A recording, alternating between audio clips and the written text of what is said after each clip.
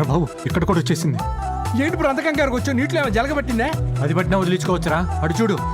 అమ్మో, ఆడి జలగలు. ఆగండి, ఆగండి. ఆగో, నువ్వేడికి ఇద్దరు నడవని జామర్ లెక్క. అదే జలగేదో పట్టిందంటే.